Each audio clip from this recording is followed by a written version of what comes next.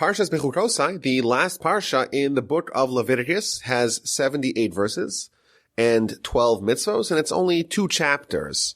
And it's very different chapters. The first chapter is one of the 2 places in the Torah where we have admonition, we have rebuke. And the way it's structured is very simple, very clear.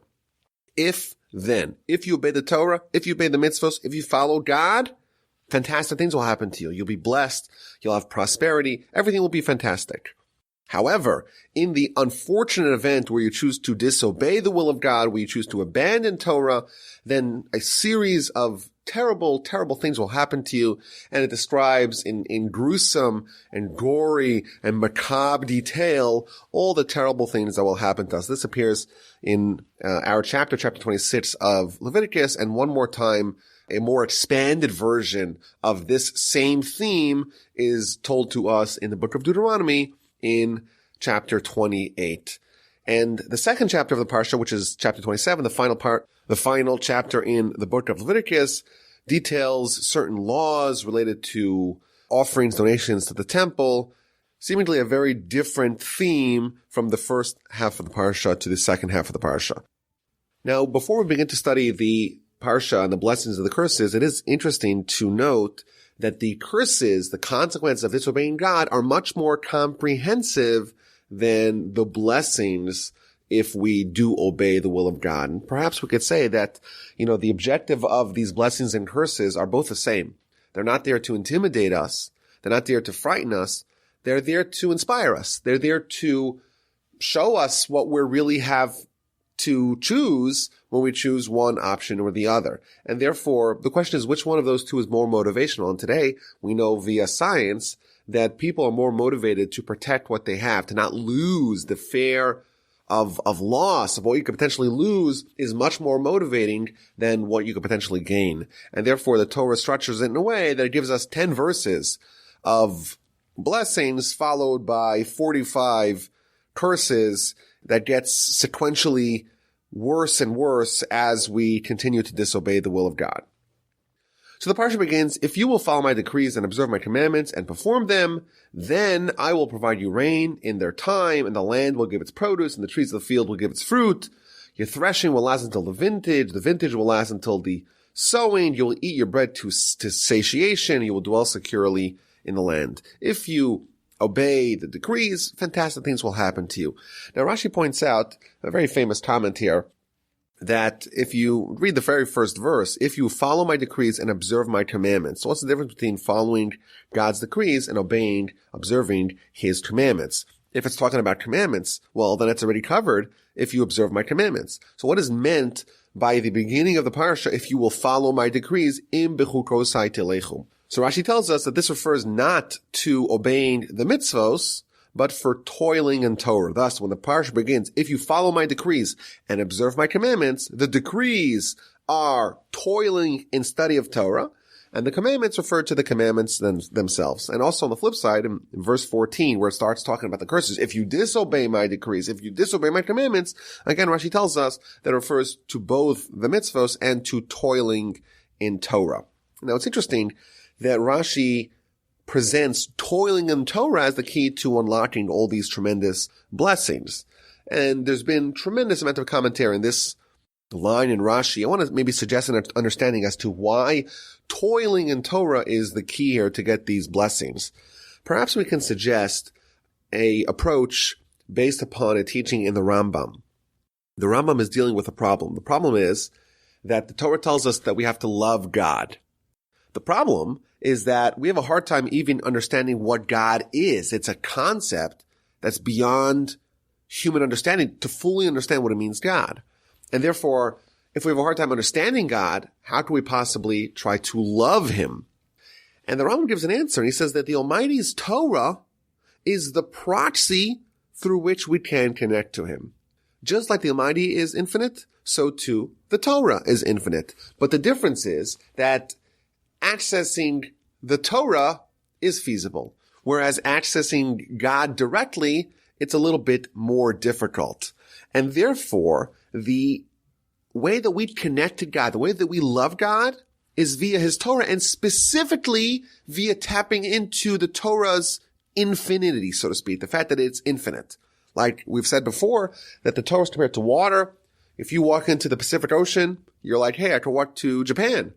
But as you go deeper and deeper into the ocean, you realize how deep it really is. Similarly, with Torah, the more you study it, the more you immerse yourself into it, the more you plumb its depths, the more you realize how deep it really is. And therefore, specifically with toiling in Torah, not just understanding Torah on a superficial, rudimentary level, but trying to go as deep as you can, that is the way that you connect to God, and that connection is what spurs all these tremendous blessings. Deep learning is a segue to developing a relationship with God. And we have a reward. The reward is if we connect to God, if we do His commandments and we study His Torah in a deep way, He'll give us rain in their time. Rashi tells us that what does it mean in their time? In a time that's not harmful. You know, when it's raining, it's great for the fields, but it makes the roads muddy and it causes other hassles. But if it rains overnight when everyone's sleeping anyhow, well, then it's great rain, but it's also in its time. In addition, Rashi tells us that this is also a supernatural blessing, that even non-fruit trees will bear fruit. And we'll have security. I will provide peace in the land. You will lie down and none will frighten you. I will cause wild beasts to withdraw from the land, and a sword will not cross your land. And Rashi tells us here a few things. First of all, that not only will we have bread to satiation, but even a small amount of bread will go a long way. That the spiritual component of food, the fact that food provides satiation, will kick in, and with a little bit of food, we'll have a lot of satiation. Moreover, we'll have peace, and if you read the verses critically, you'll notice there's two different kinds of peace. You'll dwell securely in your land, and that's verse 5. And verse 6, I'll provide peace in the land. And Rashi tells us that peace is everything. If you don't have peace, you have nothing. And the two kinds of peace, the commentaries explain, is that there's different kinds of peace. There's one peace where you don't have foreign enemies, foreign adversaries that are infiltrating your land. And a second peace is internally. Within the land itself, there will be harmony, there will be unity, there will be love and kinship amongst your fellow compatriots. And then we read that when we do have enemies, we'll destroy them. You will pursue your enemies.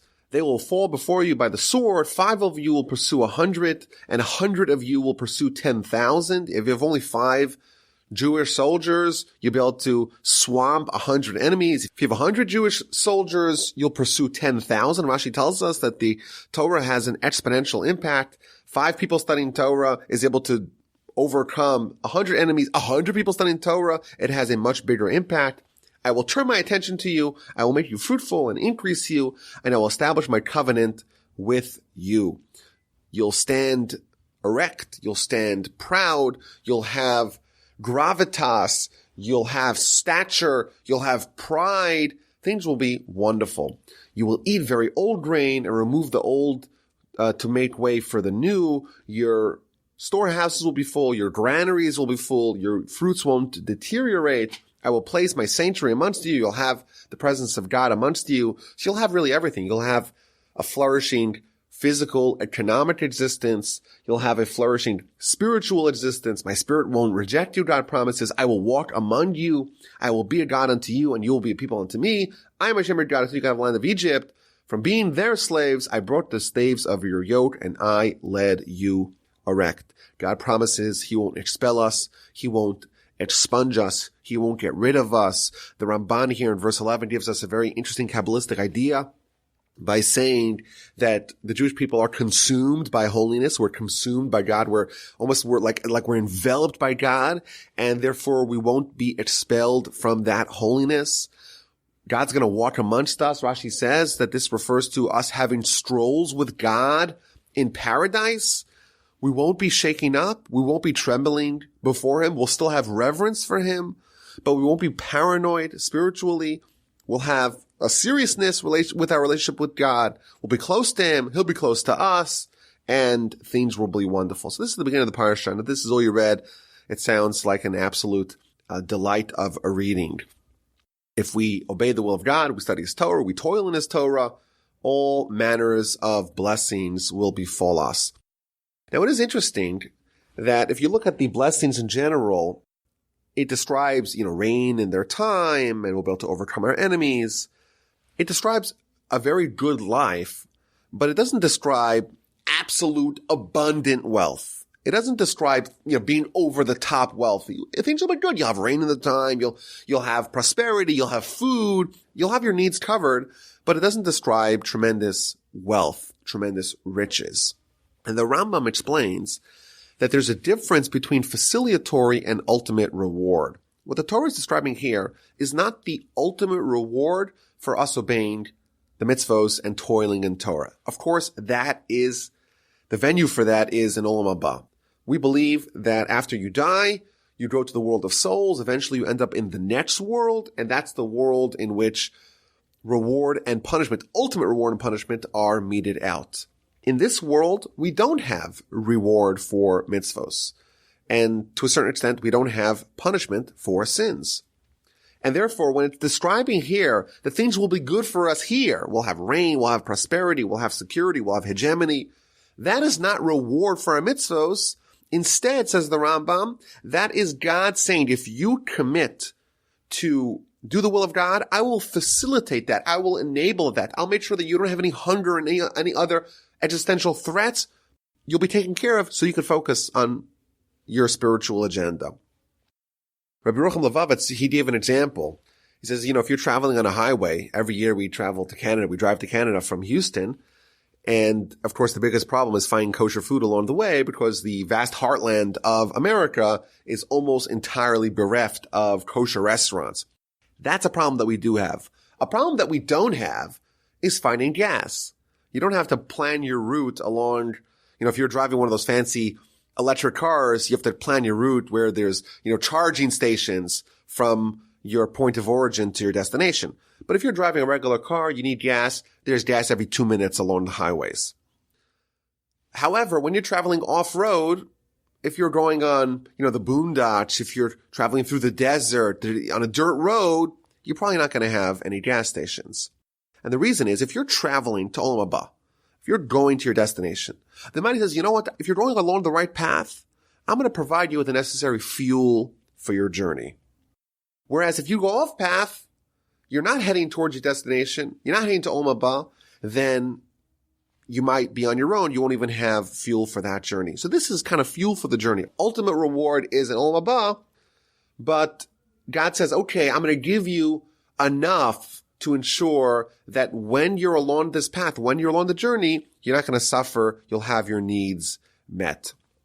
An alternative answer, perhaps, is that like the Parsha begins, if you toil in Torah, then you'll have your needs met. So it's been suggested that this series of blessings and curses refers to specifically Torah scholars. Whereas in chapter 28 of Deuteronomy, where we have the second example of the admonition and rebuke, that's referring to the Jewish nation at large. And there it says, for example, in 28:12 of Deuteronomy, you will loan many nations and you won't need a loan. You'll have so much capital. You have so much money, you're able to lend everyone without needing to borrow on your own. So that's describing great wealth. And the difference is that over there it's talking to the nation in general. The nation in general has to have great wealth. But for the Torah scholars, as long as they have their needs met, then they could focus on what's really important, and that is the spiritual agenda. So those are two answers as to why the description of the physical wealth that we will get via our mitzvos and via our toil in Torah, it's pretty lackluster, it's pretty humdrum, it's pretty basic, because after all, this is not the place of reward, this is just facilitatory. Now the Ramban here in verse 12 asks a different question. How come the Torah does not mention the ultimate reward that we get in Olam Haba? After all, isn't that the bargain? You do mitzvos, you study Torah, you toil in Torah, and the Almighty says, okay, I'll give you a reward in Olam Haba. And in fact, throughout the whole Torah, the concept of the afterlife, the concept of post-mortem reward and punishment is only hinted at overtly. It's never mentioned explicitly. Maybe it should have said over here, if you do the mitzvos, you bait God, you follow his statutes, you walk in his decrees, then after you die and after your soul goes to heaven, it will be rewarded in a fantastic way. Why is there no mention for Olam Haba? So Ramban gives two answers. First one is a very powerful idea. He says, it's not necessary to even say that. Everyone knows that. He explains that when the Torah talks about sinners who get their souls cut off, you can imply from that non-sinners don't get their souls cut off, and therefore their souls do live on for eternity. Ergo, it's so simple to know that we have eternal life in Olam Haba. After we die, the Torah doesn't even need to mention it. That's his first answer. His second answer is that, this is more of a Kabbalistic idea, that if you read the first 10 verses of our Parsha, you should know that it's really talking about Olam Haba. It's describing rain, it's describing satiation, it's describing overcoming your enemies. But if you read it properly and you know the secrets and you know how to read it in a Kabbalistic manner, it's really referring to paradise and Olam Haba. So I guess we have to study the Kabbalistic interpretations to really understand what he's referring to. But the Ramban actually says in a second answer that really if you read the blessings, it is indeed referring to Olam Haba. Okay, so those are the blessings that the Parsha begins with. And then verse 14. But if you will not listen to me and will not perform all of these commandments, if you consider my decrees loathsome, and if you reject my ordinances, you don't perform my commandments, you annul my covenant, then I will do the same to you. And it starts to describe a series of terrible consequences that happened to Jewish people in the event that they disobeyed God, they repudiated his Torah, and they distanced themselves from him. I will assign upon you panic, swelling lesions, burning fever, which will cause your eyes to long and your souls to suffer. You will sow your seeds in vain, for your enemies will eat them. I will turn my attention to you. I'll focus on you. You'll be struck down before your enemies, and those who hate you will subjugate you, and you will flee with no one pursuing you. So this is just the very beginning here. I think before we get into the specifics, it's important to understand that these curses, this rebuke, this admonition, there's an objective to it. It's not just punishment. The objective is course correction. We go off the rails. We go off course. The Almighty says, okay, I'm going to nudge you back onto the correct path. The Talmud tells us, the book of Brachos, page 5a, if someone sees that they're suffering, then they should examine their deeds. If you're suffering in one area, examine your deeds. See if there's something that you're doing or something that you're not doing that is the cause for you to get the suffering. And what we can learn from that is that the Almighty employs suffering as a means to nudge us back to the correct path. I'm very fond of a parable of the guy who was working on the Empire State Building on the 80th floor, and he went out for a cigarette break onto the balcony, and it was late in the day, and the office was empty, and he got stuck on the balcony, and the door was locked, and his phone was inside. So he was stuck and had no way to be saved unless someone opened the door from the inside. So he realized that his only solution was to call out to the passerby on the street below and have them, to get their attention, and maybe they'll come and save him. So he starts hollering from 1,000 feet away to the passerby, but of course no one hears him. So he comes up with a different solution. He takes his wallet and starts throwing coins onto the people below, and he figures, well, when good things happen to them, they'll look up and figure out who's giving them the coins, and he'll be saved. But the people just scoop up the coins, and they start walking away. So he says, it's not enough to throw coins. I got to throw dollar bills. So you start throwing dollar bills, and eventually throwing 5s and 10s and 50s and hundreds. And everyone is just scooping up the money and walking away, never for a second looking up to see who is their benefactor. So with no choice, he walks over to the corner and takes the potted plant and grabs a fistful of pebbles and starts to rain them down on the people below. And when people started being pelted with pebbles, they say, hey, what's that about? And they look up and they see him and he gets saved. That's the parable. And the idea being is that the Almighty put us on this world to have a connection with us. He wants to have a connection with us. And he showers us with love. And like the Talmud tells us, every time we breathe, it's a gift from God. And we just take it all for granted. We feel entitled. We don't look up and thank him. And the Almighty says, no, I gotta get their attention. It's very important. It's imperative that I get their attention. So every once in a while, he goes over to the potted plant and he starts throwing curveballs at us. And people tend to say, hey, why did God do that to me when bad things happen to them instead of when good things happen to them? And ergo, the connection will happen one way or the other. Either we choose voluntarily when things are good to thank God, or he has no choice, so to speak, but to make things a little bit bad for us. And then indeed we will ask, why did he do it for us? And the connection between us and the Almighty will be restored. And there's another point here. Rashi tells us in verse 14, if you read the verse, it says, but if you will not listen to me and will not perform all of these commandments, Rashi tells us that we have to perform all the commandments. And I think that the insight here is that the mitzvos, they're really a package deal. Of course, for some people who don't have a background in Jewish learning and Jewish observance, the notion of doing all the mitzvos at once is very difficult. But the theory behind it is that we believe the Torah is divine. The Torah comes from the Almighty.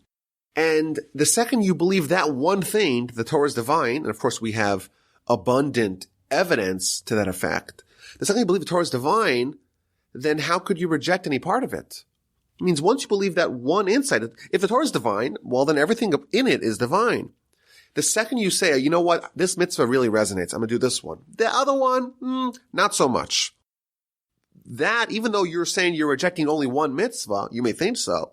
The truth is, you're rejecting the whole thing because that attitude is only possible if someone believes the Torah is not divine. If the Torah is not divine, well then you say which ones are modern, which ones resonate with our society, which ones are not too difficult for me, and those you'll obey.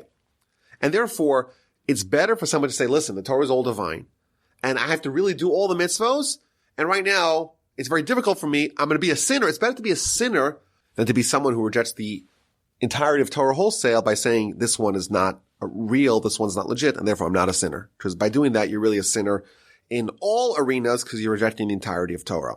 Now, Rashi develops a theme here that there's 7 sins in this admonition. Each one of them leads to the next one, and therefore all the consequences of those 7 sins are also 7 punishments. So Rashi tells us the first sin is when someone doesn't dedicate themselves to Torah study. Eventually that leads to them not performing mitzvos. Eventually they become disgusted and revolted by people who are loyal to Torah. They hate the sages that teach the mitzvos. They start preventing others from performing the mitzvos. Then they begin to deny the divinity of the commandments, and eventually they deny the existence of God. These are the 7 sins that are described here at the beginning of the admonition. And as a result of those 7 sins, there are 7 consequences. And again, not punishments, but ways of God getting our attention and hopefully encouraging us to rectify our ways. And I think it's important to acknowledge that if we have a certain grasp on Jewish history, we'll find a lot of these descriptions of the terrible events described in the Torah, we'll find them to be spine-chillingly accurate because these are events that have happened to our nation. There's a very long Ramban here who elaborates how the admonition, the rebuke over here, that refers to the events that coincided with the destruction of the first temple. And the one in Deuteronomy, the description of the terrible things that befell to the Jewish people in chapter 28 of Deuteronomy, that actually played out in the era of the destruction of the second temple. So here we have the first series of 7 punishments: swelling lesions, burning fever, frustrated longing. We're going to sow seeds that will produce crops for the enemies. Rashi brings 2 interpretations. Is that with respect to produce, or is that with respect to children? We're going to be struck down by the enemy. We're going to be subjugated by the enemy, and we're going to flee with no one in pursuit. And it's interesting that this is a worse curse to be running away from a non-existent threat. That's worse than running away from a pursuer. And the Gaon of Vilna, he used to say, quoting a verse in Ecclesiastes, that the Almighty defends someone who is fleeing from a pursuer. Even if the pursuer is righteous, the Almighty will defend the victim. And therefore, when it tells us over here that we're going to be fleeing, but there really isn't a pursuer, that's going to tell us that we're not going to have the protection of God. He's not going to defend us because there is, after all, no pursuer. Well, if all these terrible things happen to us and we don't listen, verse 18, if despite this you don't heed me, then I shall punish you further, 7 ways for your sin. The temples will be destroyed. The heaven will be like iron, no rain. The earth will be like copper, no produce. You will extend your strength in vain. The earth will not yield crops. The trees will not yield fruit. And even the fruit that it does yield will drop off the tree before maturity. And in verse 20, we read again the agony of this punishment.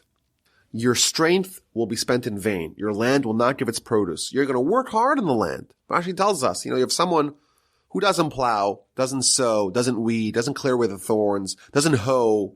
And then what happens? When it's time for the harvest, a blight comes and destroys all the crops. But after all, he didn't work on the crops, so it's not so painful. But what happens when someone does plow and does sow and does weed and every day is sweating and toiling on the field, clearing away the thorns, hoeing it? And after, when it's time to finally reap the harvest, a blight comes and destroys it. There's no more pain than that. The agony of futility is just miserable. And that's what God's promising. If we don't return to him, that's what he's going to do to us. And then we have the third series, verse 21. If you behave casually with me, you refuse to heed me, you don't take the lesson home, I shall lay a further blow upon you, 7 ways like your sin. Again, if we treat God with casualness, with randomness, we don't take the lesson to heart, we have apathy, we have complacency. Rashi adds that we do mitzvos sometimes when it's convenient for us. We don't take the lesson home. There's a famous Rambam in the beginning of the laws of fast days where he tells us that when bad things happen to us, it's a mitzvah from the Torah to pull out the trumpets and to scream out and to make announcements for this suffering, to recognize what happened to us and to try to rectify the ways. And these are the ways of repentance, he tells us. When bad things happen to us, to cry out, to weep, because we recognize that it is our actions, our bad actions, that cause that to happen to us. And the hope is that when we recognize that bad things happen to us because of our relationship with God, and we rectify our ways, then the symptom of that problem will go away too. But if we don't listen, we are promised here in Leviticus 26 a third series of consequences. Wild beasts will rain upon us. Even domestic animals will die. We'll have to deal with venomous snakes. God forbid, the children will die. The livestock will die. The population will shrink. The roads will be desolate. If despite this we don't listen, again we're going to have 7 ways, 7 consequences for our sin. The sword of the foreign invaders will happen. We'll have siege. The people will be forced into the cities. There'll be plagues. There'll be food shortages, lack of fuel. We'll have bread that crumbles. We'll have constant hunger. Just terrible descriptions of all the terrible things that will happen to us. And indeed, as we know throughout our history, these things did happen to us when we did abandon God. If despite this you will not heed me, the 5th series of punishments, if we behave towards God with casualness, he too will respond to us with a fury of casualness. He will chastise us, 7 ways for our sins. And it describes, again, very, very difficult to read it, but cannibalism, parents eating the flesh of their children. There'll be such delirium amongst the populace. They'll consume the flesh of their own children. And we know, of course, throughout history this did happen. Our defenses will crumble. People will die. The Almighty's presence will depart from us. The cities will be destroyed. Our land will be desolate. God will refuse to accept our offerings. There's a haunting story in the Talmud, in the book of Sanhedrin, where it describes, again in verse 30, I will cast your carcasses upon the carcasses of your idols. The Almighty is promising, if you have idolatry, if you disobey God, not only is your idol a carcass, it has no life, it has no vitality, but your carcass will fall upon the carcass of your idols. It tells a terrible story about Elijah. Elijah was walking through the destroyed cities of Judea and Jerusalem, and he finds a small child who was bloated with hunger and sitting in squalor. And he tried to get him to say Shema, to say the Shema, say the declaration of God. And right away the kid pulls out an idol from his pocket and hugs it and kisses it until he dies. And the corpse of this child collapses on the idol, and that was a fulfillment, the ultimate personification of God promising, I will cast your carcasses upon the carcasses of your idols. And indeed, when the Jewish people did immerse themselves in idolatry, these promises were indeed fulfilled. But there is a little bit of a consolation here. I will make the land desolate. Rashi tells us that this is a little bit of a comfort for us, because not only will we not be secure in the land, but the Gentiles won't flourish in it either. And I think it's a very powerful idea to read today. We know we have thousands of years of history to look back upon, and the one land, the one country, the one region that has had the most turnover more than any other place, the most disputed piece of real estate in the world, is of course the land of Israel. And this is the reason why, because it's really reserved for us. But when we disobey God, we're bounced out of the land, and the land becomes desolate, because even the people that move in, even the new inhabitants of the land, they themselves don't really find themselves so secure in the land. And then in verse 34, we circle back to the concept of Shemitah that we read about last week. Then, says the Torah, the land will be appeased for its sabbaticals during all the years of its desolation. Rashi makes an amazing calculation that there were 70 years that the Jewish people did not obey the laws of Shemitah, and therefore the exile, the Babylonian exile, when the Jewish people were kicked out of the land of Israel, it lasted for 70 years. The land was desolate. The land lay fallow to make up for the 70 years of Shemitah that the Jewish people disobeyed. And then it continues, again, very difficult to read, very painful, but very accurate when you look back at Jewish history. The survivors amongst you, I will bring weakness into their hearts in the land of their foes. The sound of a rustling leaf will pursue them. They'll be terrified. They will flee as one flees the sword, and they will fall, but without a pursuer. They will stumble over one another as in flight from the sword, but there is no pursuer, and you will not have the power to withstand your enemies. You will become lost amongst the nations, and the land of your foes will devour you. Because of their iniquity, your remnant will disintegrate in the land of your foes, and because of the iniquities of your forefathers that are with them, they too will disintegrate. Very difficult to read, but again, something that we look back now over the course of history and find that indeed was fulfilled, sadly. In verse 37 here, very important Rashi, you will stumble over each other in flight from the sword. So the Jewish people are going to be stumbling over each other, and they're going to kind of injure each other because of the stampede away from the non-existent pursuer. But there's an interesting Rashi here. Rashi quotes the Midrash. The Midrash says that you will stumble over each other. Each one of you will suffer from the sins of your fellow. And this is an idea we find throughout the Torah, that the Jewish people are arevim zelazeh. We are guarantors for one another. When someone, another Jew, does a sin, a sliver of that sin is given to every other Jew, because we believe that really the Jewish nation is really one soul. We are really the soul of Adam, and therefore there's interdependence and communal responsibility. And if we don't make sure that not only we are behaving properly, but our friends are, then we're going to be tripping over each other. Even if you are okay in a stampede It doesn't matter that you're safe because you could be smothered by others. And then we finally are creeping out of this terrible description of what's going to happen to us. Then they will confess their sins.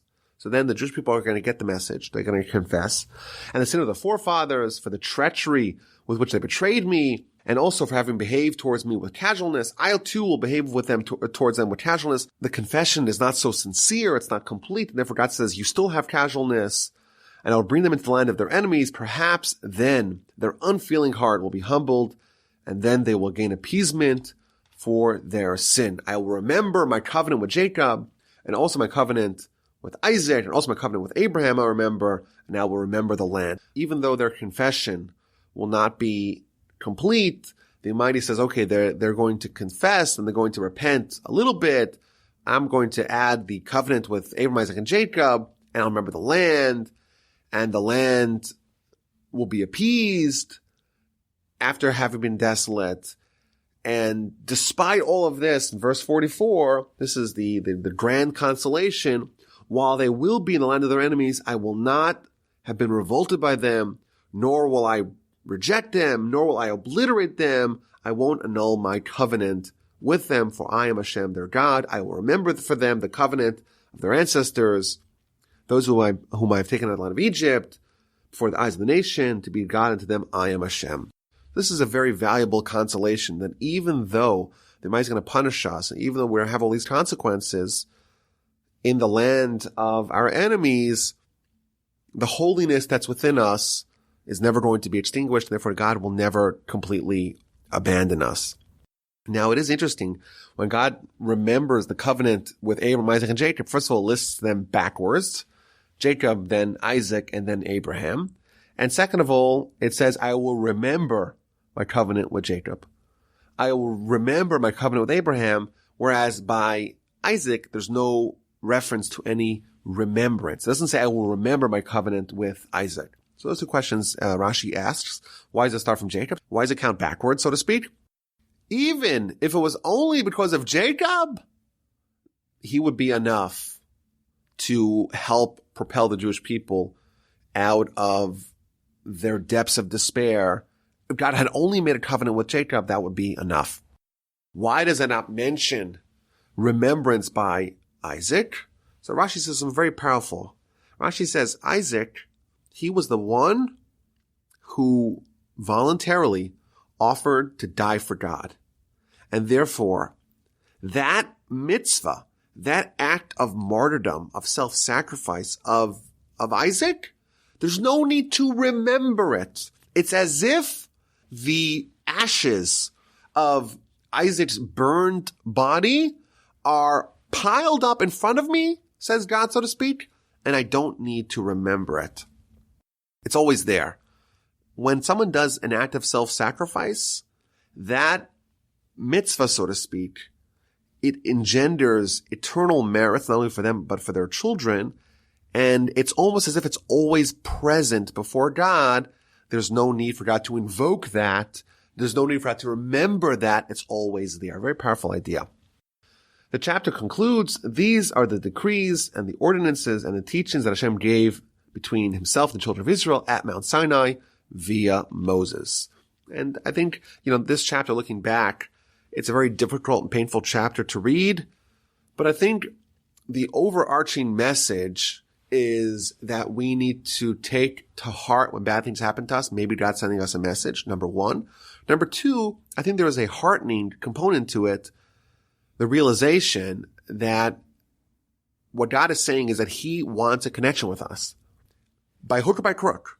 Either we obey his Torah, either we toil in his Torah, we obey his mitzvos, and then it's a positive connection, or we disobey, and then there's still a connection, but the connection is one of consequences, one of punishment. And that, of course, is something we don't want, but if you look at the grand retrospective of Jewish history, it turns out that we're still around. And if we didn't have that connection, by hook or by crook, in any scenario, then we probably would not have survived all the upheavals of our history. The great anomaly of world history is the fact that the Jewish people, despite all hell that we have endured, all the expulsions and all the inquisitions and all the blood libels and all the exiles, despite all of that, we're still around. And this really is the secret. This is the key to our survival, the fact that God insists that we survive, that God insists that we have a connection with him. And while it's painful to have the connection in the event that we don't obey the laws, it's still preferable than us not existing entirely. Chapter 27 deals with various gifts to the temple, various donations, various sanctifications. And it begins, if someone makes a vow to donate to the temple coffers the value of a person. So if I say, okay, the value of this person, I'm going to donate. So how valuable is that person? So the verse breaks it down to men and women, and in various stages of their life. Are they infants? Are they young people? Are they mature people? Are they old people? And each one of them has a different value. And if someone is too poor, then the priest will evaluate how much they could pay via his disposable income, and that's what you could pay. Very interesting law. When someone makes a pledge, a donation to the coffers of the temple, I want to give the value of this person, that would find out what category they fit in. Are they a man or a woman, male or female? Are they an infant? Are they a small child? Are they a young person? Are they a mature person? Are they an old person? Each one has a different valuation, how many silver coins that the person has to pay. Now, the juxtaposition of the admonition and pledging the value of people is a very unusual connection. It doesn't seem to be connected at all. The Baal HaTurim says something fascinating. He says if you count the amount of silver coins in each one of these groups, again, we said it's 5 different groups and male and female. So, for example, the valuation of a man between 20 and 60 is 50 silver coins. If it's a female, it's 30 silver coins. What if it's someone between the age of 5 and 20? Then a male is 20 coins and a female is 10 coins. If it's from the age of 1 month to 5 years, a male is 5 silver coins, a female is 3 silver coins. If it's above the age of 60, then a male is 15 coins and a female is 10 coins. So says the Baal HaTurim, if you count the amount of coins all told, it's 143 silver coins.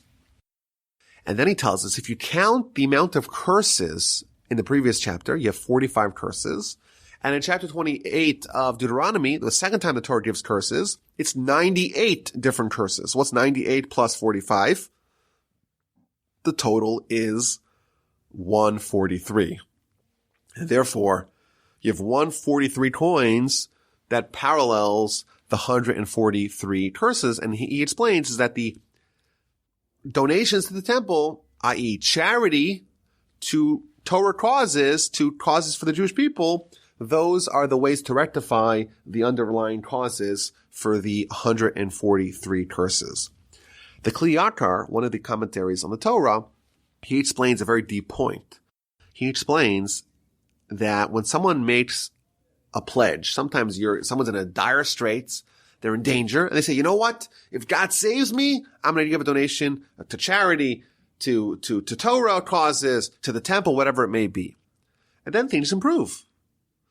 There's a tendency for us to forget what we promised and maybe not pay those pledges.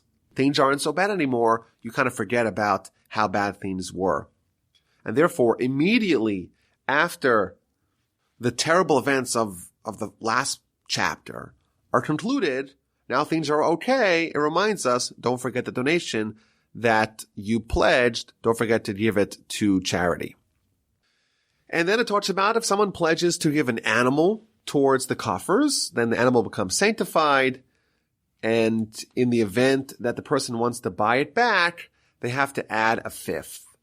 So if he redeems, he must add a fifth to the valuation. So someone donates a cow to the temple, and they say, you know what, I really miss Betsy, I want to have her back. You have to pay the value of the cow plus a fifth. However, Rashi tells us that if the owner wants to redeem it, then they pay a fifth. If someone else, a random person, wants to buy that animal from the coffers of the temple, they don't need to add a fifth. they could just buy it at fair market value. And the obvious question is shouldn't it be the opposite? After all, the owner, they themselves, with the magnanimity of their heart, they got up and they decided to donate their animal to the temple. So shouldn't we make it easier for them to redeem it? Why do we make it harder for them? They have to add a fifth. No one else needs to add a fifth when they want to buy livestock back from the temple coffers. So Rabbi Yerucham answers, very powerful idea. The Midrash tells us that it's much worse to start a mitzvah and not finish it than to not start the mitzvah at all. And the Midrash couches this in very scary terms. Someone who starts a mitzvah but doesn't finish it ends up burying his wife and children. Meaning, just like if someone starts a mitzvah and doesn't finish it, someone will have a family but not finish it, not have the ability to finish it. Very, very scary. And therefore, same thing over here. Someone gets inspired to give a donation to the temple, and then they start regretting it. They're in very dangerous territory. They began their ascent. They began to make themselves holier. They decided to accept upon themselves something, and now they're having second thoughts about it. And therefore, specifically that person, we asked, okay, you want to buy it back? You have to give a fifth. You have to make sure that your magnanimity does not go in vain. You have to add a fifth towards the coffers of the temple. And then we read about if someone pledges to give their home to Hashem, to the coffers of the temple, how they redeem it. If someone wants to give their field, and depends, was the field sanctified by someone else or by the original owner, the original ancestral owner, that determines whether or not it goes back to the original owner by the Yovel year. We read about the firstborn amongst the livestock. So if you have a firstborn, that goes to the coffers of the temple, whether you like it or not. What if someone pledges the value of a condemned man, someone who did a crime, a capital crime, and is going to be executed, and someone pledges the value of that person? That is nothing. There's no need to redeem that because that person is put to death. We read about the laws of Meiser Sheni. Meiser is the tithing. This is the second tithing. It's not a donation. Instead, someone needs to take those produce, the grain, the wine, the oil, and bring it to Jerusalem, eat it in Jerusalem, but they could redeem it. So when someone has a field, they have to give 10%. They have to tithe. 10% goes to the Levite. A second 10%, they themselves eat it, but they have to eat it in Jerusalem. And if they want to redeem it, i.e. transfer the produce to money and bring the money to Jerusalem and use that money in Jerusalem, then they have to add a fifth. And finally, we read about the laws of Meiser for animals, which is Meiser is the Hebrew word for tithing, which is every 10th animal is given as a donation. And the way it works, Rashi tells us that you have all the animals in a pen and you let them out one at a time and you count, and every 10th one, you take a red paintbrush and you strike it, and that one belongs to the temple coffers. And it doesn't matter if it's a big one or a small one or a robust one. You can't play around with it. Don't distinguish between the good and the bad. Don't substitute, not for good, not for bad. You have to just give every 10th one, whatever comes out, let it be random. And it's interesting, that this is the format how it has to be done. You have all the animals in the pen, and then you let them out one at a time, and you strike every 10th one. Why do you do it in that fashion? So I saw two excellent explanations. Some suggest that, the Torah wants to make it easier. You have livestock, you're working hard with them, and every 10th you have to give to charity. It's very difficult. So what do? You put all the animals in a huge pen. And you say, oh, look how many animals I have. Oh, if I have so many animals, it's no big deal to give every 10th one to God. And similarly, we have to think of strategies how to make mitzvahs easier for us. And if that works, if looking at how much you have in aggregate, if it makes it easier for you to mobilize yourself to give charity, then do it like that. Perhaps a second understanding is that when someone puts all their animals into the pen, and then you let them out one at a time, and every 10th one of them you pledge to give to God. Of course, you have some animals that are big and strong and robust, very valuable. And then you have the weak, the frail, the feeble animals, and you put them all in the pen, and you don't know which one's going to come out every 10th. You can't calculate which one's going to come out every 10th. You have 100, 200, 500 animals, every 10th one you give to God. So when you do that, in effect, because you're committing to give whichever one comes out 10th, you're going to give them to God, and every 10th and 20th and 30th and 40th, then it's as if you committed already to pledge the healthy, robust ones. And therefore, even if a frail one comes out, you get the reward as if you gave a robust one, because that's what you would have done if a healthy, robust one came out. And finally, the Parsha concludes, and indeed the book of Leviticus concludes, these are the commandments that Hashem commanded Moses to the children of Israel on Mount Sinai. Chazak, chazak v'nis chazek. Let us be strong. Let us be strong. May we be strengthened. We are going to move on next week to the book of Numbers, to Sefer Bamidbar and Parshas Bamidbar. My name is Rabbi Yaakov Wolbe. My email address is rabbiwolbe@gmail.com. I encourage everyone to share this podcast, the Parsha podcast, with their friends, and sample all the other podcasts that we offer here from Torch in Houston, Texas, the Jewish History Podcast, the Mitzvah Podcast, Eternal Ethics, Torah 101, This Jewish Life, and many more podcasts yet to come. I look forward to hearing from you, rabbiwolbe@gmail.com.